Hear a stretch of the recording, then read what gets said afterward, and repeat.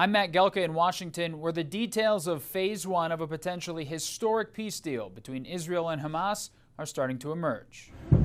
Israel and Hamas signed on to Phase 1 of a U.S.-led peace deal Thursday. It starts with a ceasefire and hostage release. At the White House, the president celebrated the agreement during a cabinet meeting. Something that people said was never going to be done.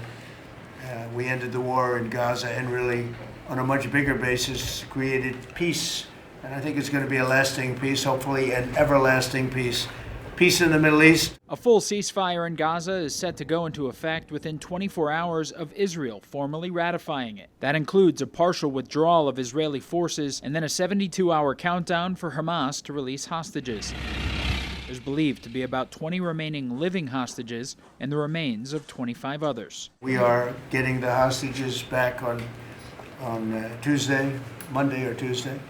And that'll be a day of joy. I'm going to try and make a trip over. The deal represents a breakthrough in a 2-year war that started with the deadliest massacre of Jewish people since the Holocaust. Gaza's health ministry has said nearly 70,000 Palestinians have since died, with the country in a humanitarian crisis. There were celebrations in Israel and Gaza when reports of a deal first emerged. The concern with any agreement is whether or not it holds. The hostage release is only described as Phase 1. The peace deal proposed by the Trump administration is a 20-point plan that includes rebuilding Gaza without Hamas. The timeline of how future phases would play out is still unclear. There will be disarming, there will be pullbacks, there will be a lot of things that are happening. I gave you a whole list of 22 different things that will take place.